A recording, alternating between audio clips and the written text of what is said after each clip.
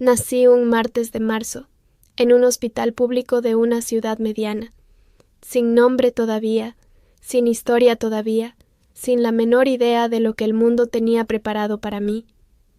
Mi madre se llamaba Renata, mi padre se llamaba Claudio.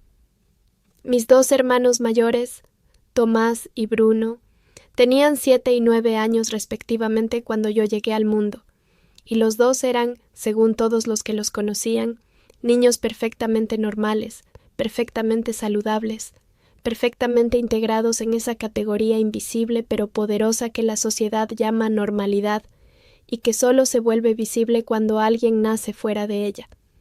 Yo nací fuera de ella. Los médicos lo detectaron antes de que mi madre pudiera verme. Hubo susurros, hubo miradas cruzadas entre los profesionales de la sala. Hubo una pausa que duró demasiado. Esa clase de pausa que los adultos reconocen instintivamente como portadora de malas noticias. Mi madre lo supo antes de que le dijeran nada. Las madres suelen saberlo. Renata me contó años después que en ese silencio comprendió que algo había cambiado para siempre, aunque todavía no sabía qué forma tendría ese cambio, ni cuánto pesaría.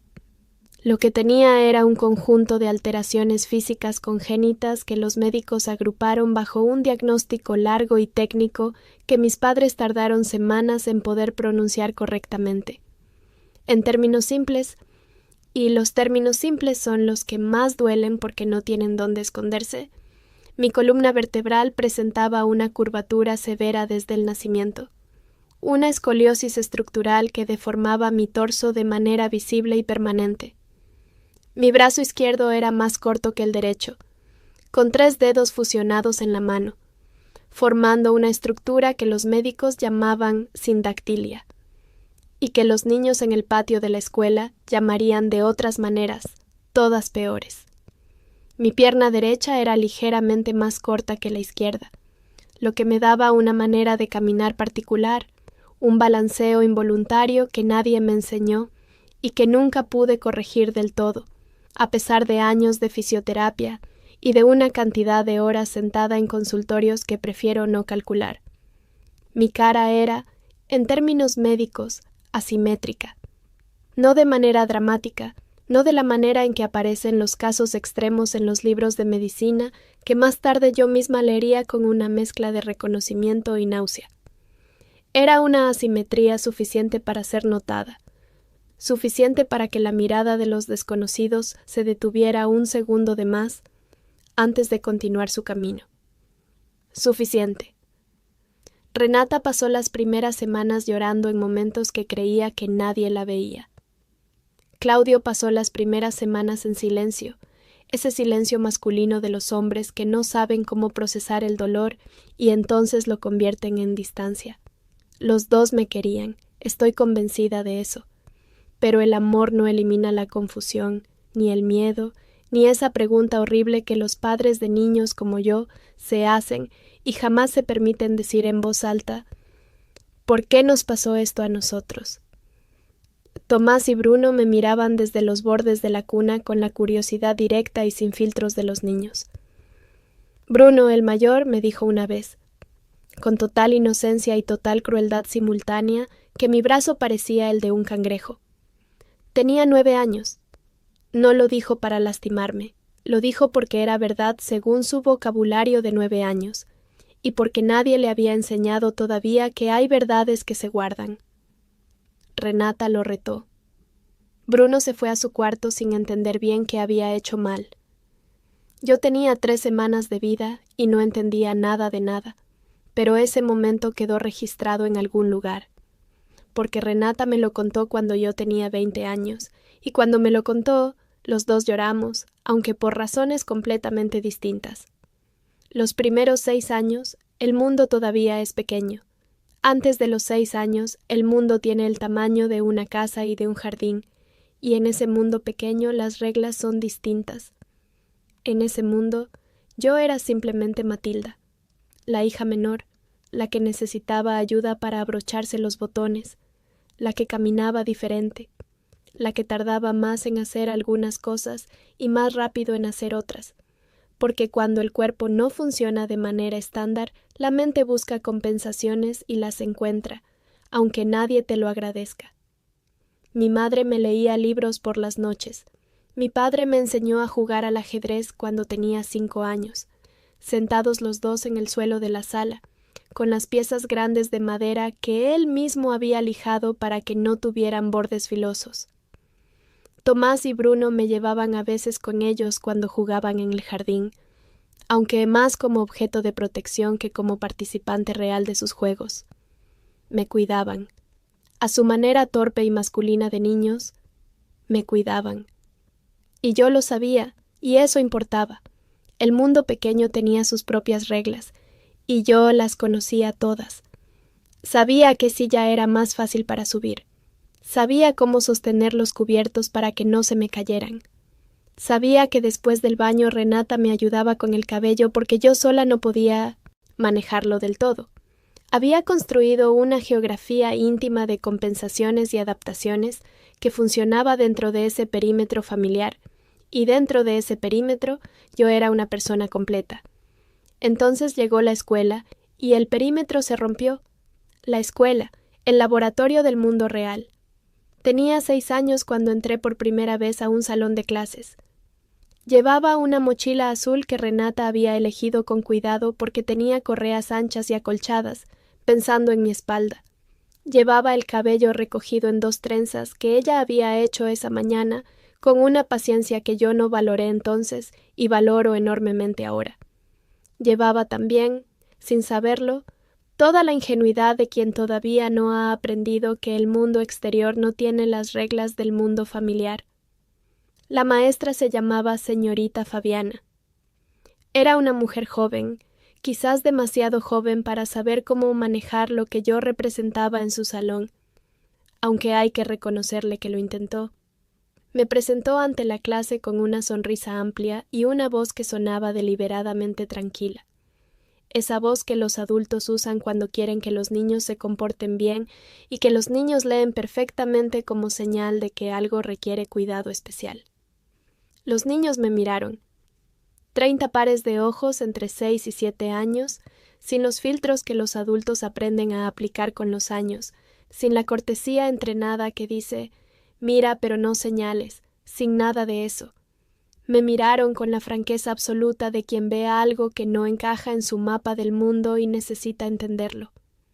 Uno de ellos, un niño de pelo rojizo que se llamaba Federico, señaló mi mano izquierda y preguntó en voz alta, sin ninguna malicia técnica, pero con todo el impacto de una pedrada. ¿Qué le pasó en la mano? La señorita Fabiana intervino rápidamente. Dijo que todos somos diferentes y que eso es lo que hace al mundo interesante. O algo por el estilo, esas frases que suenan bien y no resuelven nada. Yo me senté en el banco que me habían asignado y puse mis manos sobre la mesa, ambas manos, visibles, sin esconderlas, porque esconderlas habría sido admitir que había algo que esconder, y eso lo decidí ese mismo día sin entender del todo lo que estaba decidiendo. Pero las miradas no pararon. Las miradas nunca paran cuando sos diferente. Se vuelven más discretas con el tiempo, los adultos aprenden a mirar de costado, aprenden a mirar cuando creen que no los estás mirando, pero nunca paran. Eso lo aprendí ese primer día de escuela, y fue una de las lecciones más útiles y más duras de mi vida. La ciencia llega temprano. Cuando tenía 7 años, mis padres me llevaron a un centro especializado en la ciudad capital, a 4 horas en auto de nuestra casa. El centro tenía paredes blancas y olía a desinfectante y a café de máquina.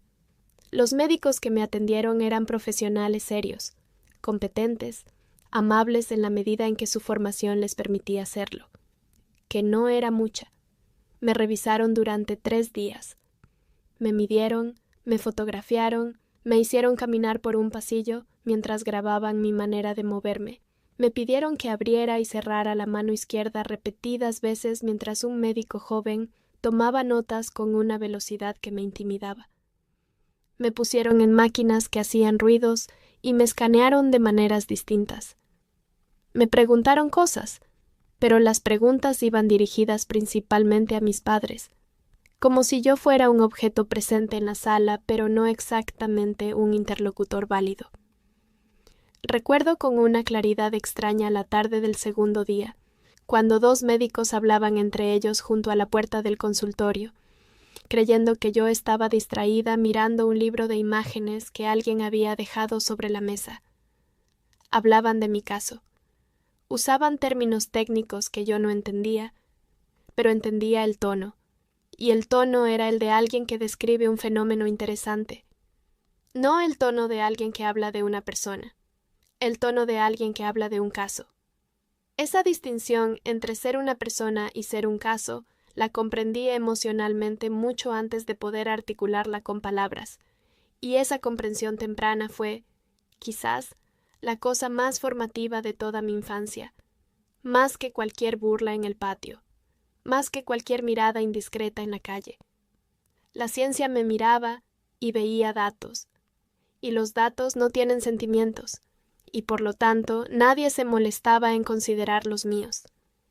El informe final tenía 12 páginas. Mis padres lo leyeron juntos esa noche en el hotel, después de que Renata creyó que yo estaba dormida. No estaba dormida. Escuché fragmentos. Escuché la palabra irreversible varias veces. Escuché a mi madre decir en voz baja algo que no pude descifrar completamente, pero que terminaba en llanto contenido. Escuché a mi padre decir que iban a encontrar la manera, sin especificar manera de qué exactamente.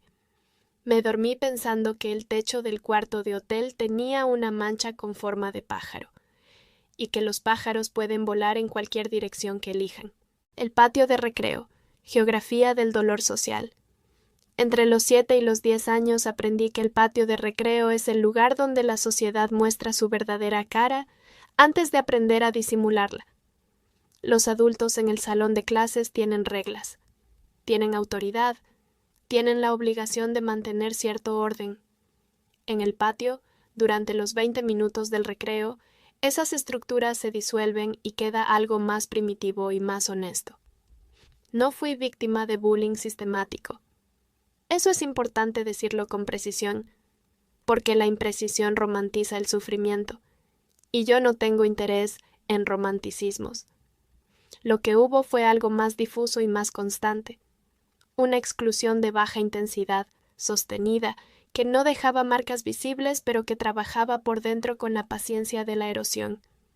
No era la niña a quien golpeaban, era la niña a quien no invitaban, la niña que se sentaba en el banco de los costados mientras los demás corrían, la niña de quien nadie se burlaba abiertamente en presencia de adultos, pero a quien los grupos se cerraban con una naturalidad tan ensayada que dolía más que cualquier insulto directo. Había excepciones. Siempre las hay. Una niña llamada Sofía, que tenía el pelo muy corto y una manera de mirar a la gente directamente a los ojos que yo admiraba, se sentó a mi lado un día sin ninguna razón aparente y me preguntó si sabía jugar al tatetí. Le dije que sí. Jugamos durante 3 recreos seguidos. Al cuarto recreo llegó con otras 2 niñas y siguió jugando conmigo como si fuera lo más natural del mundo. Sofía era de esa clase de personas que no necesitan que el mundo les diga cómo funciona, lo descubren solas y después ignoran soberanamente las partes que no les gustan. Pero Sofía era la excepción, y yo aprendí a no construir mi mapa emocional sobre excepciones. Lo que sí construí fue una relación muy temprana y muy intensa con los libros. Cuando no tenés un grupo al cual pertenecer en el recreo, tenés tiempo. Y el tiempo, cuando sos una niña con una mente que funciona más rápido que su cuerpo, se llena de palabras. Leía todo lo que caía en mis manos. Cuentos, enciclopedias, libros de texto de cursos superiores que pedía prestados en la biblioteca de la escuela. Novelas que Renata traía del trabajo sin hacerme preguntas sobre si eran apropiadas para mi edad, porque había entendido que para mí la pregunta de la edad apropiada no tenía mucho sentido en términos intelectuales. A los 9 años leí un libro sobre biología humana que incluía un capítulo sobre malformaciones congénitas. Lo leí 3 veces. La primera vez con interés científico puro. La segunda vez buscando mi propio caso entre las descripciones. La tercera vez con algo que no era exactamente tristeza, sino más bien reconocimiento, el reconocimiento frío de quien finalmente encuentra su nombre en un catálogo. La familia, amor con grietas. Mis padres me amaban. Repito esto no por necesidad emocional, sino por precisión narrativa, porque lo que voy a decir a continuación podría interpretarse mal sin ese contexto. Mis padres me amaban, y ese amor era real, y ese amor también tenía grietas, y las grietas no cancelan el amor, sino que lo hacen más humano y más complicado. Claudio, mi padre, era un hombre que procesaba el mundo a través del trabajo y del silencio. Cuando algo lo preocupaba, trabajaba más. Cuando algo lo entristecía, hablaba menos. Conmigo trabajó más durante toda mi infancia y habló menos de lo que yo habría necesitado. No porque no quisiera hablar, sino porque no sabía cómo hablar de algo que no entendía completamente, y Claudio era un hombre que no hablaba de lo que no entendía. Era una forma de honestidad, supongo. Una forma de honestidad que me costó cara. Hubo un momento, cuando yo tenía 8 años, en que escuché sin querer una conversación entre mis padres. Claudio le decía a Renata que había hablado con un médico amigo suyo, un traumatólogo, que le había dicho que con el tiempo, a medida que la medicina avanzara, quizás podrían corregirse algunas cosas. Renata le respondió que corregir no era la palabra que ella usaría, que yo no estaba rota. Claudio dijo que él no había dicho que estuviera rota. Renata dijo que corregir implicaba que algo estaba mal. Claudio dijo que algo estaba mal, objetivamente, desde un punto de vista médico. Renata se fue a la cocina sin responder. Yo me fui a mi cuarto y estuve 2 horas mirando el techo. Esa conversación me enseñó algo que los adultos no suelen enseñarles a los niños, que las personas que te aman pueden tener visiones completamente distintas sobre vos, y que esas visiones distintas no son reconciliables, y que tenés que vivir en el espacio que queda entre ellas. Tomás, mi hermano del medio, era el más parecido a mi padre en temperamento. Reservado, práctico, incómodo con las emociones visibles. Conmigo era amable con la amabilidad de quien cumple una obligación que en realidad siente como propia, pero no sabe cómo demostrarlo sin que parezca lástima. Me ayudaba cuando me veía en dificultades con algo físico, sin hacer comentarios, sin dramatismo, con esa eficiencia masculina que resuelve el problema práctico y esquiva el problema emocional. Lo quería, lo quiero, pero entre nosotros siempre hubo una distancia que ninguno de los dos supo cómo cruzar. Bruno era diferente. Bruno era el mayor y había tenido más tiempo para procesar mi existencia, o quizás simplemente era de naturaleza más abierta. De vez en cuando me preguntaba cómo estaba, y cuando lo preguntaba esperaba la respuesta real, no la respuesta social. Cuando yo tenía 10 años y él 19, antes de irse a estudiar a otra ciudad, tuvo conmigo la única conversación completamente honesta que recuerdo de mi infancia familiar. Me dijo que el mundo iba a ser duro conmigo, que eso no era justo, que él lo sabía y lo lamentaba, y que lo único que podía decirme con certeza era que yo era más inteligente que la mayoría de las personas que iba a encontrarme en el camino, y que eso iba a ser simultáneamente mi mejor herramienta y mi mayor problema. Tenía razón en las dos cosas. El cuerpo como territorio público. Una de las cosas que nadie le explica a los niños con diferencias físicas visibles es que el cuerpo deja de ser privado. No en el sentido médico, aunque también en ese sentido, sino en un sentido más cotidiano y más invasivo.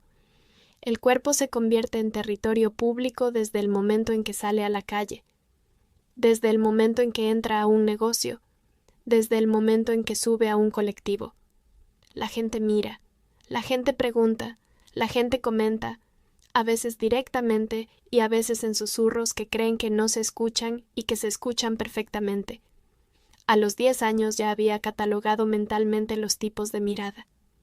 Estaba la mirada rápida seguida de desvío brusco, que era la más común entre adultos con alguna conciencia social, pero sin el entrenamiento suficiente para disimular bien.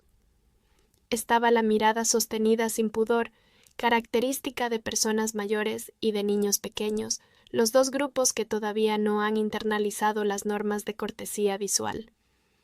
Estaba la mirada de lástima, que era la que más me costaba soportar, porque venía cargada de una condescendencia involuntaria que reducía toda mi existencia a un motivo de pena. Y estaba la mirada analítica, que era la de ciertos profesionales y ciertos intelectuales que me miraban como si estuvieran intentando resolver un problema, procesar una anomalía, catalogar un fenómeno. Esta última mirada la conocí especialmente bien en los entornos médicos y académicos a los que fui sometida con regularidad durante toda mi infancia y adolescencia. Hubo un médico, cuando yo tenía 11 años, que me examinó durante una consulta de rutina con una minuciosidad que rozaba lo obsesivo. Pasó 40 minutos tomando medidas, anotando observaciones, haciéndome adoptar distintas posturas mientras él se alejaba y se acercaba con la actitud de alguien evaluando una escultura particularmente interesante. Mis padres estaban presentes. Nadie le dijo nada. Yo tampoco dije nada. Pero en algún momento durante esos 40 minutos tomé una decisión que no articulé conscientemente hasta varios años después. Decidí que si el mundo iba a tratarme como un objeto de estudio, yo iba a estudiar el mundo con la misma frialdad con que él me estudiaba a mí. Empecé con la biología, después con la neurología, después con la psicología social. A los 12 años tenía una comprensión del sistema nervioso humano que superaba con creces lo que se enseñaba en mi escuela, y una comprensión de los mecanismos del prejuicio social que era, en retrospectiva, bastante sofisticada para alguien de esa edad, aunque también bastante amarga. La adolescencia, cuando todo se complica.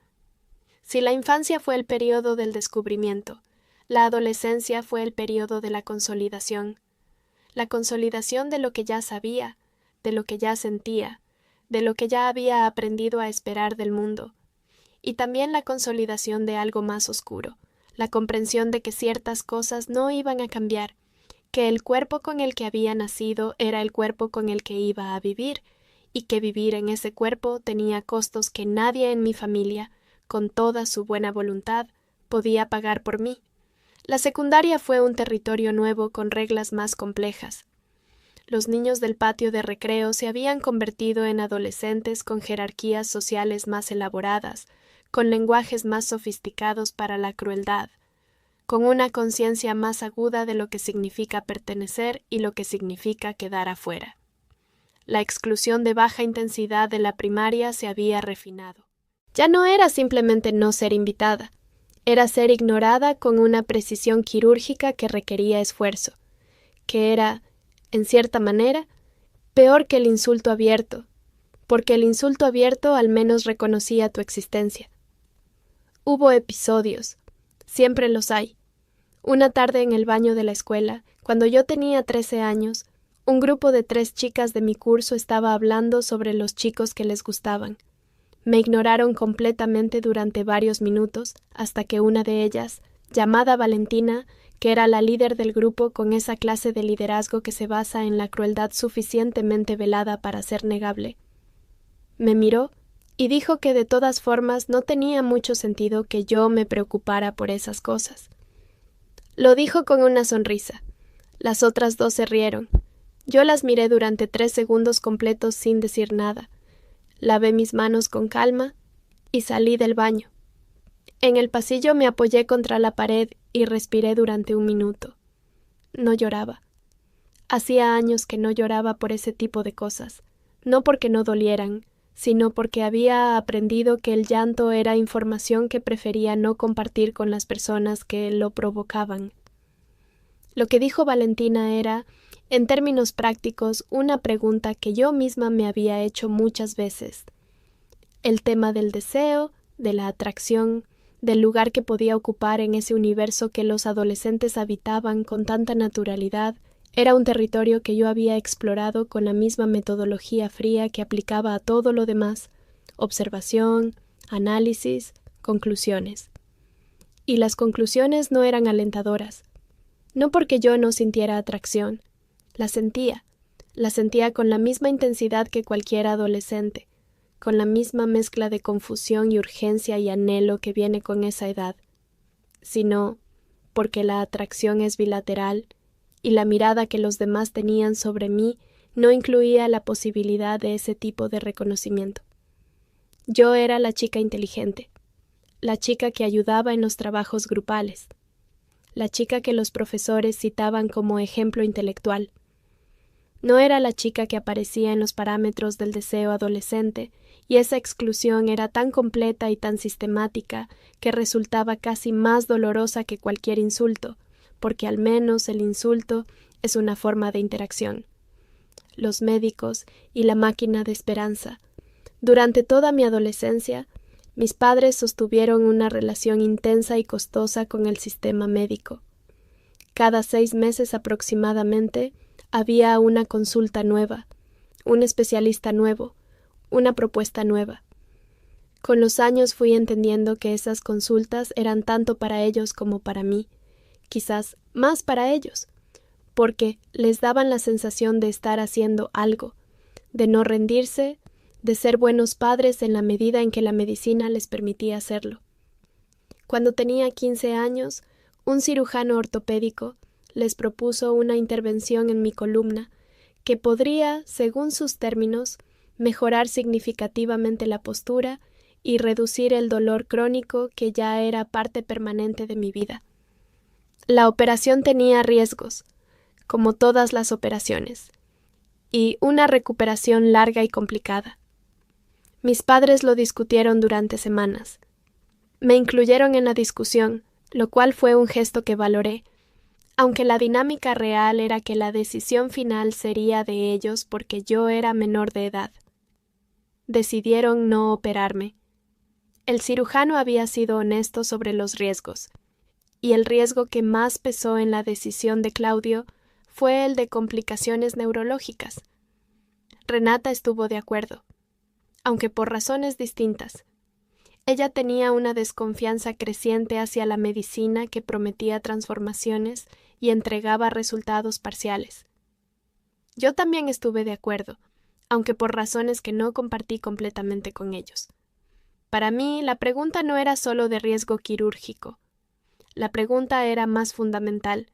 Incluso si la operación salía perfectamente, incluso si la columna mejoraba y el dolor disminuía, yo seguía siendo yo. Seguía teniendo la mano izquierda, seguía caminando diferente, seguía siendo la persona que era. La cirugía resolvía un problema técnico específico dentro de un problema más amplio que no tenía solución técnica.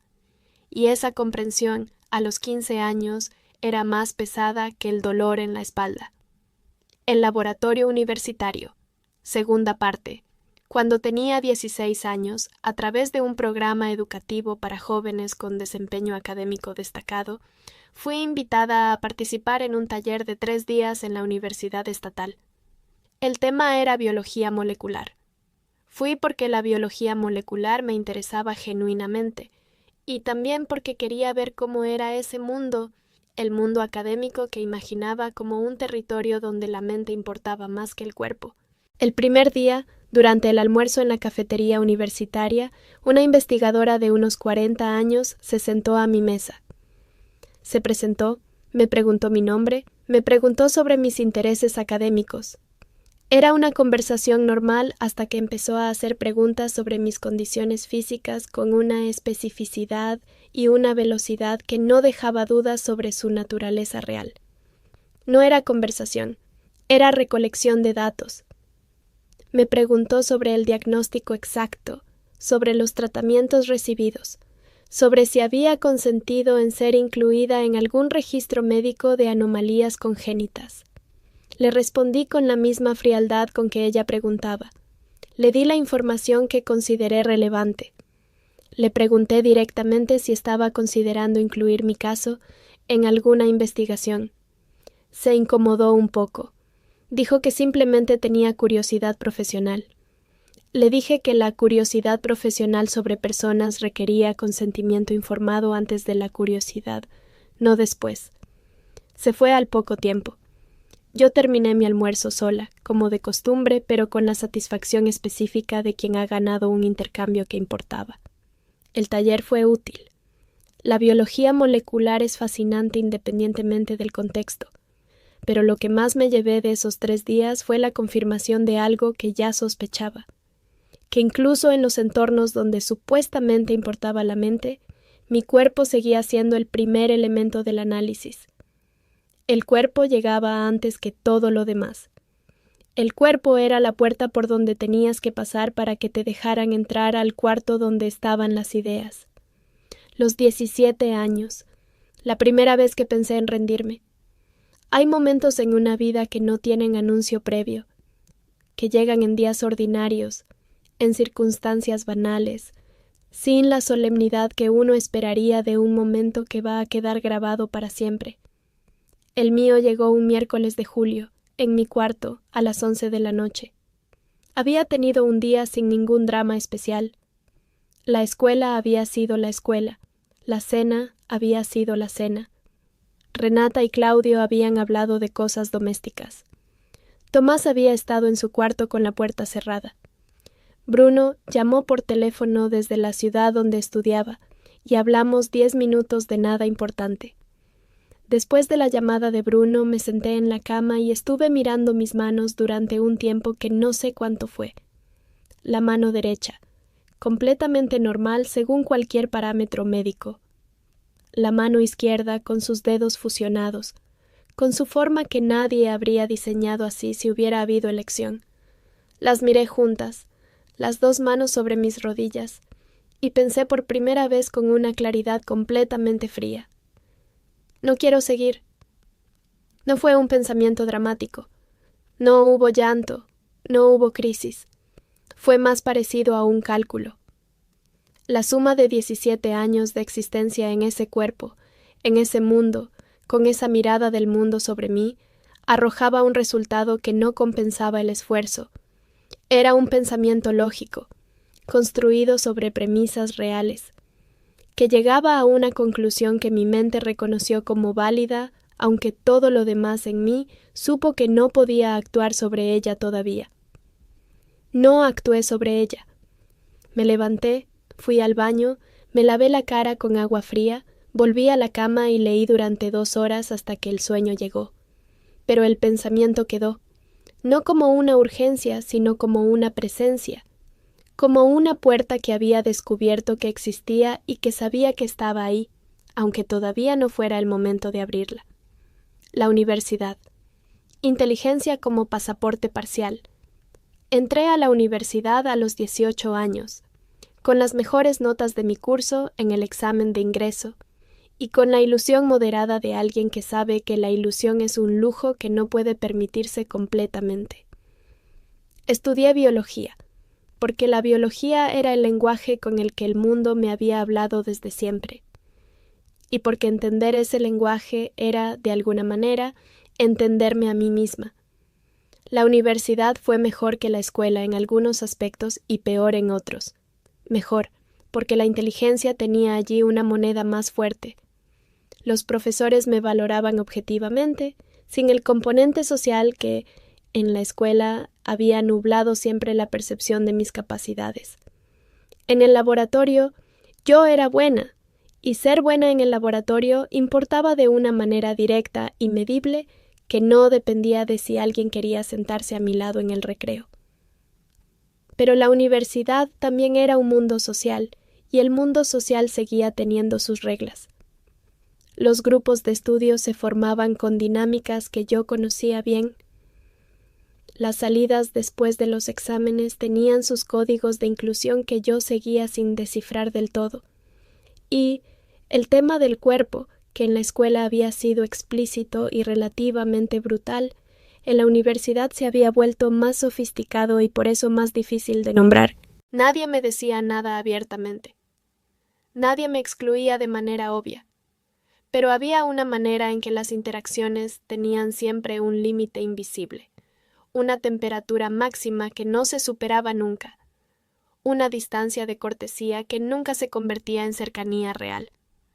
Yo era bienvenida en los espacios intelectuales. No era bienvenida en los espacios humanos, o al menos no con la misma naturalidad, no con la misma falta de esfuerzo con que los demás entraban y salían de ellos. El dolor crónico como compañero permanente. A los 20 años el dolor en mi columna había alcanzado un nivel que ya no podía gestionarse solo con analgésicos comunes. Un nuevo médico, el 7º u 8º especialista importante de mi vida, me explicó con diagramas muy claros lo que estaba pasando en mi sistema músculo-esqueletal y por qué iba a seguir pasando, probablemente con mayor intensidad, con el paso de los años. Me propuso una combinación de tratamientos que incluía medicación, fisioterapia intensiva y posiblemente una intervención menos invasiva que la que habían propuesto cuando era adolescente. Lo escuché con atención. Tomé notas, hice preguntas técnicas que lo sorprendieron y que respondió con respeto genuino, ese respeto que los médicos rara vez sienten por sus pacientes y que aparece solamente cuando el paciente demuestra que maneja su mismo idioma. Al final de la consulta le dije que pensaría las opciones. Me dijo que no era algo que convenía demorar demasiado. Le dije que lo tenía en cuenta.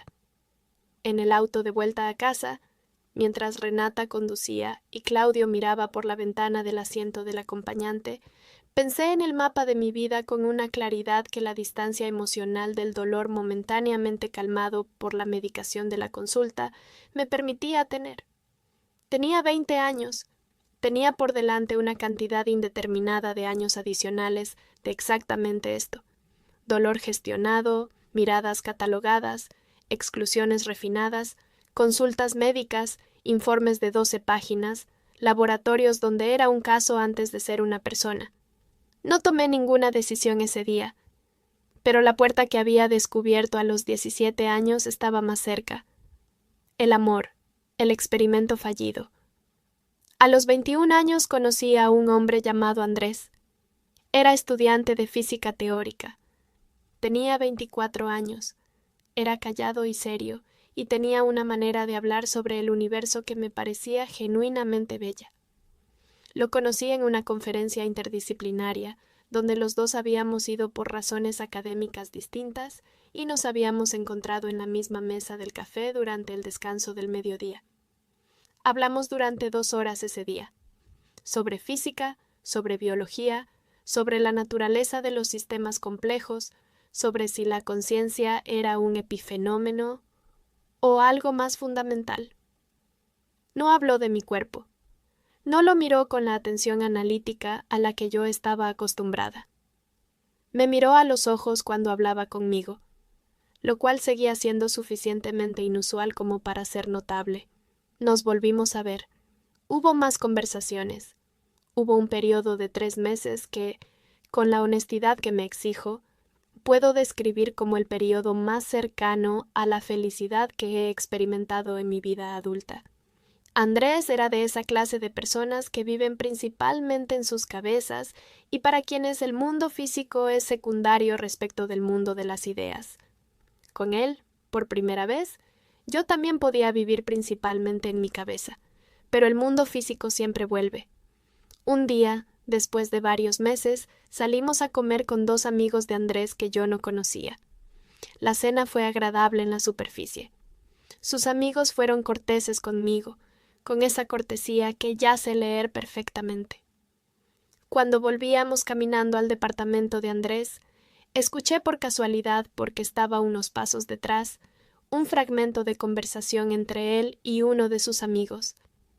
El amigo le decía algo en voz baja, y aunque no capturé las palabras exactas, capturé el tono, y el tono era el de alguien que pregunta cómo podés estar con alguien así.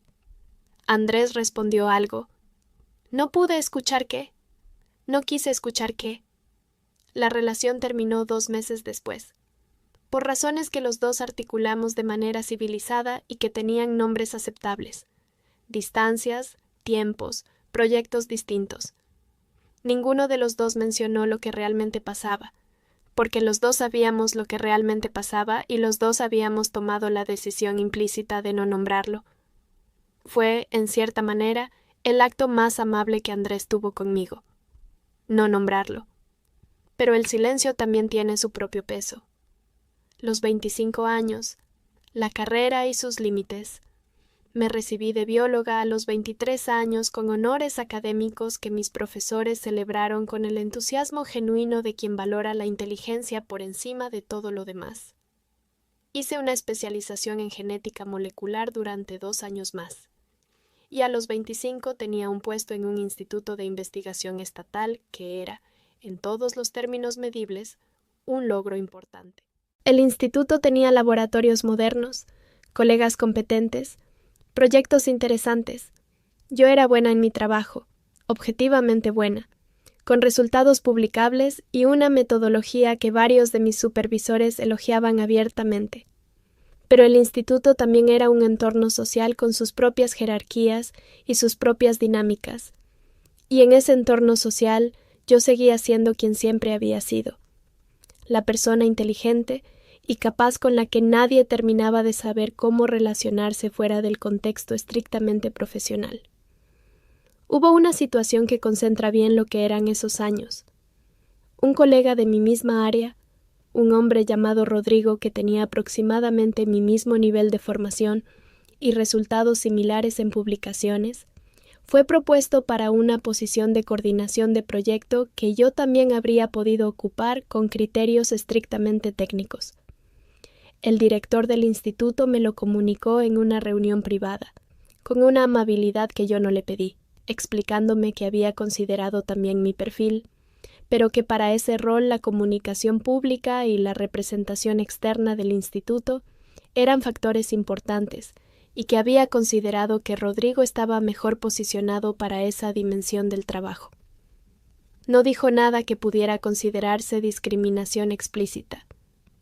No tenía que decirlo. Ambos sabíamos perfectamente de qué estábamos hablando. La dimensión de comunicación pública y representación externa era, traducida al idioma real, la dimensión de ser la cara del instituto, y esa cara tenía requisitos que mi cuerpo no cumplía según el criterio del director, aunque él nunca lo formulara de esa manera porque no era necesario.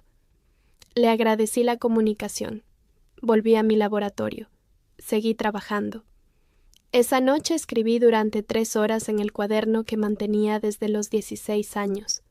Ese cuaderno de tapa negra donde no escribía poesía ni confesiones sentimentales, sino análisis.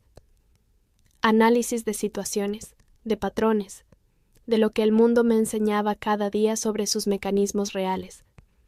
Escribí sobre el instituto y sobre Rodrigo y sobre el director, y también escribí por primera vez de manera extensa sobre la puerta que había descubierto a los 17 años. Escribí sobre la eutanasia, no como fantasía ni como escape emocional, sino como lo que era para mí desde hacía años.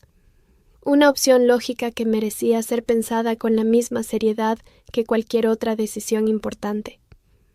Una opción que existía en algunos países, que tenía marcos legales y éticos, que había sido pensada y debatida por personas mucho más inteligentes que yo, y que representaba en su formulación más honesta la posibilidad de elegir el momento y la manera de terminar una vida que uno ha evaluado con toda la información disponible. Escribí sobre esa posibilidad durante 3 horas, y al final de las 3 horas guardé el cuaderno y me fui a dormir.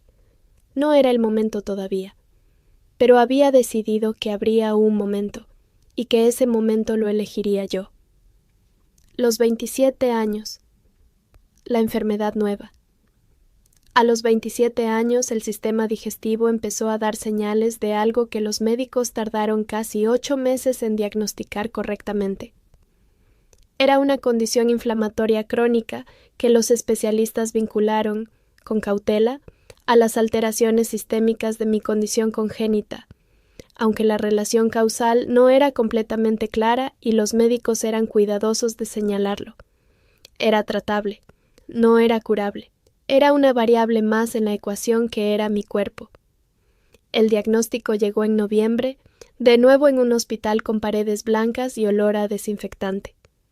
El gastroenterólogo que me lo comunicó Era un hombre de unos 50 años, cansado, con la mirada de alguien que ha dado muchas noticias difíciles y ha aprendido a hacerlo con eficiencia pero sin crueldad.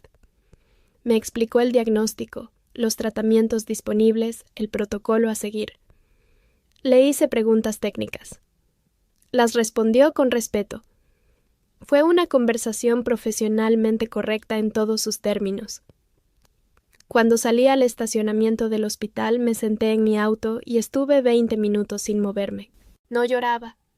Hacía años que no lloraba de esa manera. Pensaba, sumaba.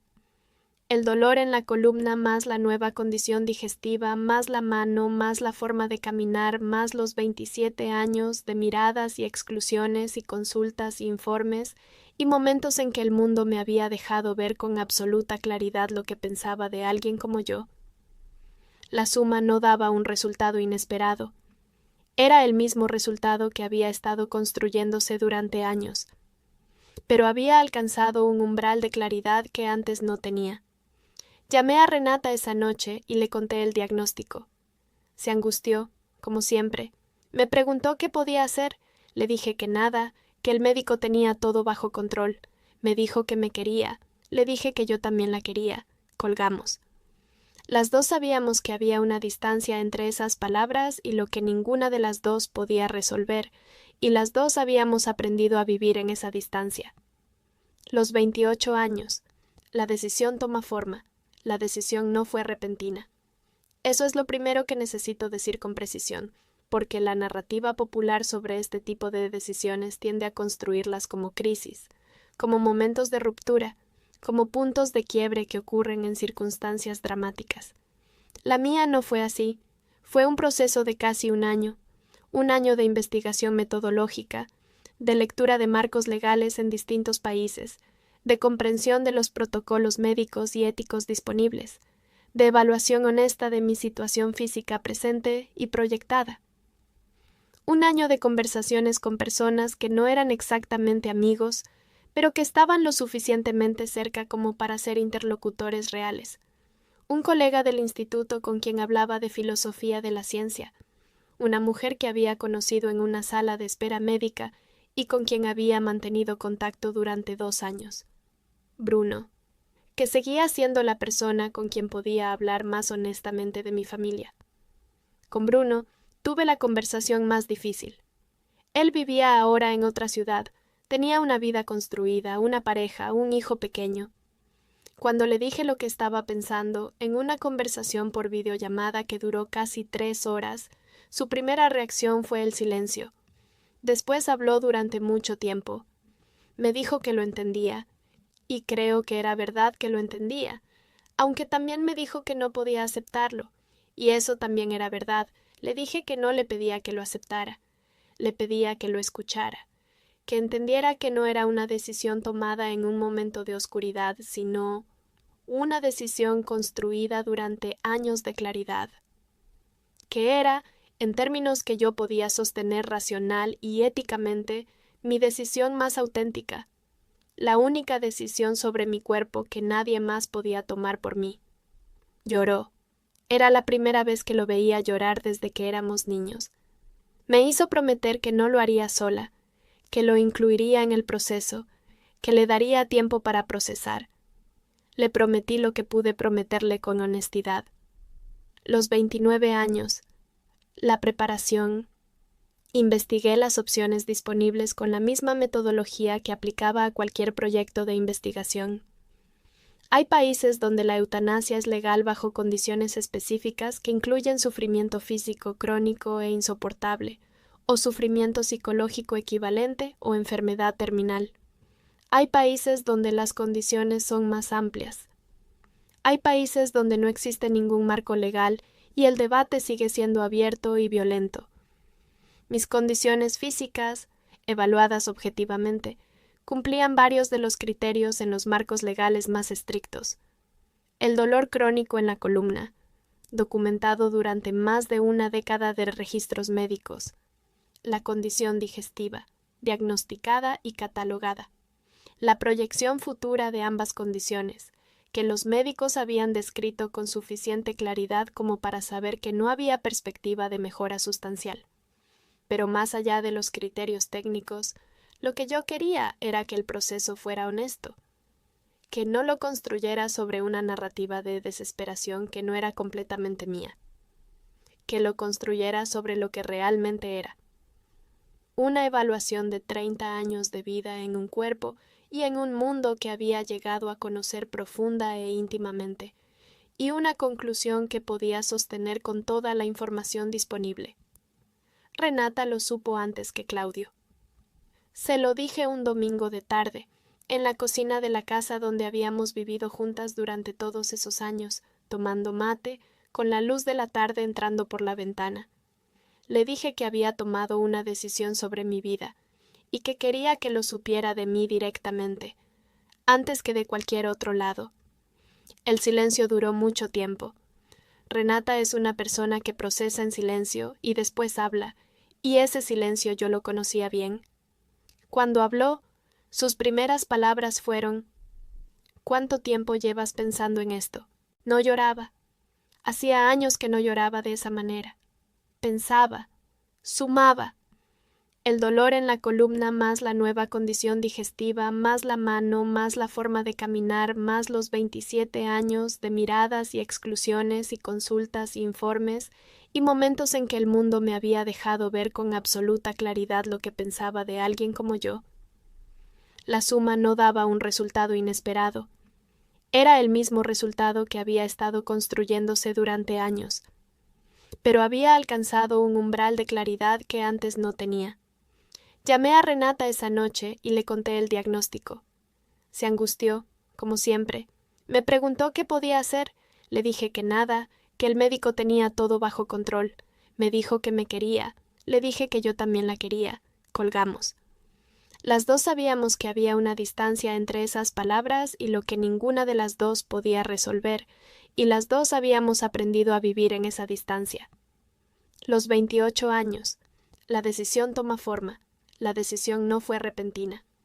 Eso es lo primero que necesito decir con precisión, porque la narrativa popular sobre este tipo de decisiones tiende a construirlas como crisis, como momentos de ruptura, como puntos de quiebre que ocurren en circunstancias dramáticas. La mía no fue así. Fue un proceso de casi un año de investigación metodológica, de lectura de marcos legales en distintos países, de comprensión de los protocolos médicos y éticos disponibles, de evaluación honesta de mi situación física presente y proyectada. Un año de conversaciones con personas que no eran exactamente amigos, pero que estaban lo suficientemente cerca como para ser interlocutores reales.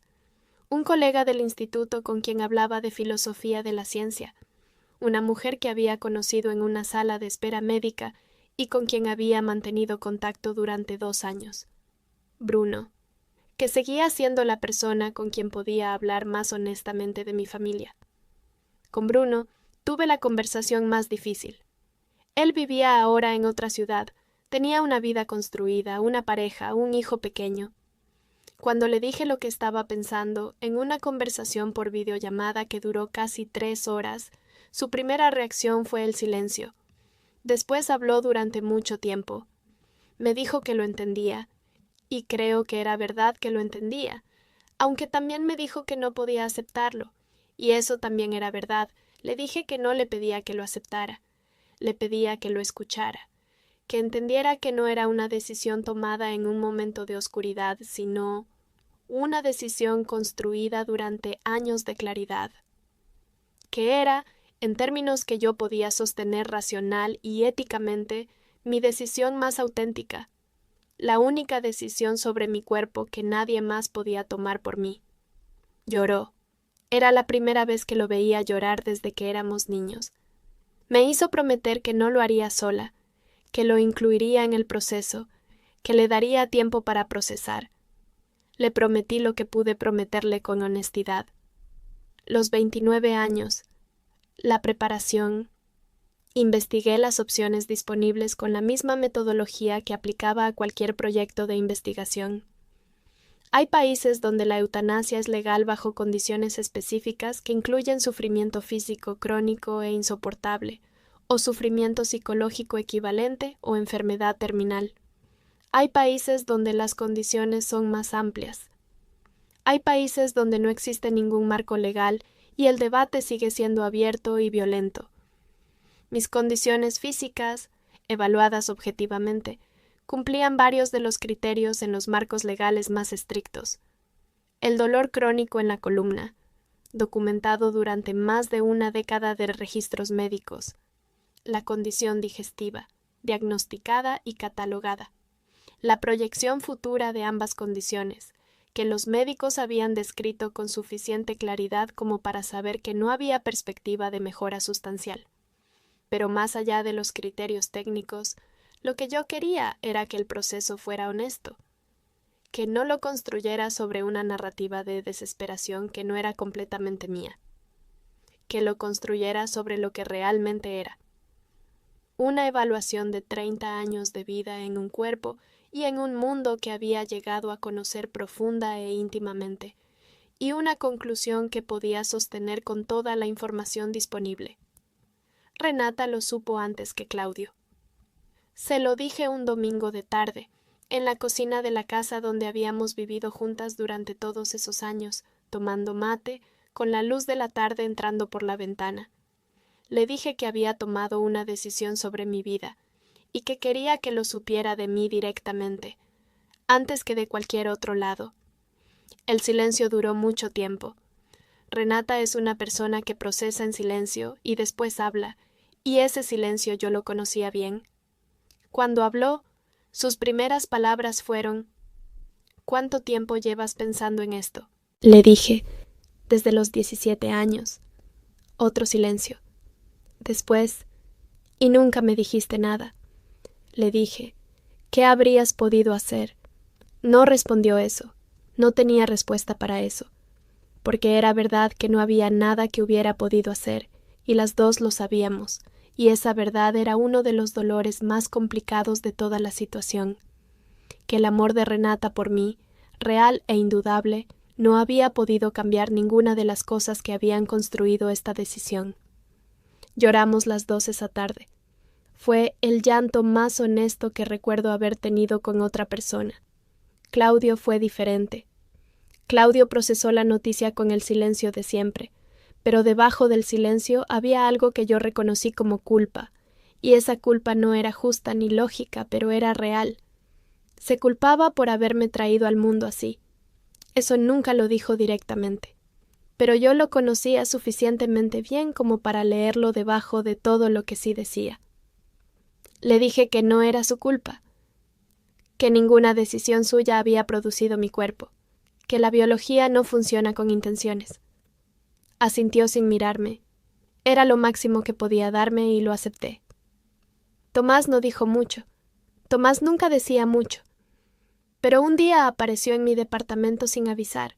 Se sentó en el sillón y estuvimos 2 horas hablando de cosas completamente distintas. De su trabajo, de la ciudad, de un libro que los dos habíamos leído. Antes de irse me abrazó durante un tiempo largo, sin palabras. Era su manera. Era todo lo que tenía para darme y se lo agradecí profundamente. Los 30 años, el momento elegido. El protocolo médico fue largo y exhaustivo, como corresponde. Hubo evaluaciones psiquiátricas, hubo revisiones de la historia clínica completa, hubo periodos de espera obligatorios que los marcos legales imponen para asegurar que la decisión sea sostenida y no impulsiva.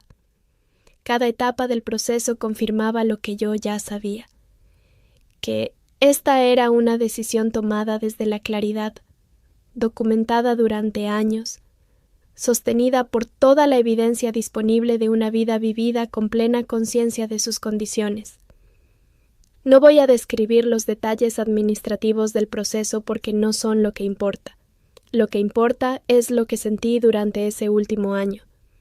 Una calma que no había sentido antes, o que quizás había sentido solamente en momentos aislados, pero que nunca había sido tan continua y tan profunda. Era la calma de quien ha tomado la decisión que le pertenece, de quien ha recuperado, finalmente y completamente, la soberanía sobre el único territorio que siempre debió ser exclusivamente suyo, su propio cuerpo. Hubo una última conversación con Bruno, en persona esta vez, porque él viajó para verme. Estuvimos 2 días juntos. Hablamos de todo, de la infancia, de los padres, de los médicos, de los libros, de la física y la biología, de la naturaleza de la conciencia, de si hay algo después, de si la pregunta de si hay algo después tiene algún sentido real o es simplemente una manera que el cerebro tiene de resistirse a su propia finitud. Bruno me preguntó si era feliz. Le dije que la pregunta de si era feliz era menos precisa que la pregunta de si estaba en paz. Y que estaba en paz. Me creyó. Creo que me creyó porque era verdad. La última anotación del cuaderno. La noche antes escribí en el cuaderno de tapa negra. Había llenado 4 cuadernos iguales en 14 años, y este era el 5º y el último. No escribí un testamento emocional. No escribí mensajes para los que quedaban, porque los mensajes importantes ya los había dicho en persona, a cada persona que correspondía, con las palabras exactas que quería que tuvieran. Escribí un análisis. Escribí sobre los 30 años de vida en ese cuerpo y en ese mundo. Escribí sobre lo que había aprendido, que la inteligencia es una herramienta poderosa, pero no es una armadura, que el amor familiar es real, pero tiene límites que el amor no puede cruzar, que la ciencia te puede catalogar, pero no puede conocerte, que el dolor crónico no es un personaje dramático, sino un compañero gris y persistente que consume energía sin producir nada útil.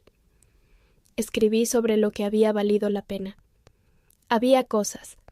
El laboratorio a las 7 de la mañana, con la luz entrando por los ventanales y el silencio de los equipos antes de que llegaran los colegas. Los libros, siempre los libros. Las conversaciones con Bruno. Las mañanas de invierno tomando café solo mirando la ciudad desde la ventana. La sensación específica de entender algo complicado por primera vez. Ese clic interno que no tiene equivalente en ninguna experiencia física que yo haya conocido. Escribí sobre la sociedad y lo que la sociedad hace con los cuerpos que no cumplen sus estándares. Los cataloga, los estudia, los excluye con delicadeza o los excluye con brutalidad según su nivel de sofisticación, pero los excluye siempre, porque la pertenencia tiene condiciones, y las condiciones son físicas antes de ser cualquier otra cosa, aunque nadie lo admita abiertamente porque admitirlo sería incómodo. Escribí sobre los médicos, los buenos y los malos, los que me habían visto y los que habían visto un caso, los que habían hecho preguntas y los que habían tomado medidas sin preguntar. Escribí que la medicina es una ciencia y que las ciencias son herramientas y que las herramientas no tienen responsabilidad moral, pero las personas que las usan sí, y que esa responsabilidad moral se cumple con frecuencia variable y criterios inconsistentes. Escribí sobre el amor, sobre Andrés y sobre lo que fue y sobre por qué terminó y sobre lo que eso me enseñó. Sobre la manera en que el mundo construye el deseo con criterios que son físicos antes de ser emocionales, y sobre lo que eso significa para las personas que quedan fuera de esos criterios. No con amargura, porque la amargura es cara y yo había aprendido a presupuestar mis energías emocionales con cuidado, con precisión. Escribí al final sobre la decisión, sobre por qué era la decisión correcta para mí en mis términos con mi información, desde mi vida, no para convencer a nadie, no para justificarme ante un tribunal imaginario, sino porque escribir las cosas con precisión es la única manera que yo conozco de asegurarme de que son reales, de que no son simplemente ruido emocional disfrazado de razonamiento. Cerré el cuaderno. Lo dejé sobre la mesa. 30 años y 3 meses. Ese era el tiempo que había durado Matilda en este mundo. Ese era el tiempo que yo había decidido que era suficiente, no porque la vida no valiera nada, sino porque la vida que yo tenía disponible tenía costos que yo había evaluado honestamente durante más de una década, y la evaluación honesta no producía una conclusión diferente por más que la repitiera. El mundo no iba a cambiar, no lo suficiente, no a la velocidad que hubiera necesitado cambiar para que mi existencia en él tuviera un balance diferente. Quizás en 50 años el mundo trataría a las personas con mis condiciones de una manera diferente. Quizás no. En ninguno de los dos casos ese cambio potencial y futuro era argumento suficiente para que yo continuara pagando los costos presentes y reales. La última cosa que anoté en el cuaderno fue una cita de un biólogo que había leído a los 16 años, en aquella primera visita universitaria, y que había copiado entonces sin saber que la iba a necesitar 30 años después. Los organismos no están diseñados para durar indefinidamente. La permanencia no es una característica de los sistemas biológicos. Lo que los sistemas biológicos hacen es funcionar mientras pueden, y cuando dejan de poder, terminan. Yo había funcionado mientras pude. Había funcionado bien, en los términos que importaban. Había producido trabajo real, había tenido conversaciones reales, había amado a personas reales y había sido amada por ellas dentro de los límites que el amor tiene. Había pensado con claridad y había actuado con integridad. Había vivido, en el sentido más honesto de la palabra, aunque vivir en ese cuerpo y en ese mundo hubiera tenido un precio que nadie debería tener que pagar, y que yo había pagado durante 30 años sin que nadie me preguntara si estaba dispuesta. Ahora yo misma me lo preguntaba, y la respuesta era no. Esa fue la última palabra del último cuaderno. No. Guardé la lapicera en el cajón del escritorio con el mismo cuidado con que guardaba siempre las cosas. Apagué la luz del cuarto, me acosté. Respiré el aire de la noche con la conciencia específica de quien sabe que cada cosa que hace puede ser la última vez que la hace, y que eso no es tragedia sino simplemente la realidad de una decisión tomada con plena conciencia. Dormí. La mañana siguiente, Matilda eligió la única libertad que el mundo nunca había podido quitarle, la libertad de decir basta. 27 de marzo del año 2026. Montevideo, Uruguay.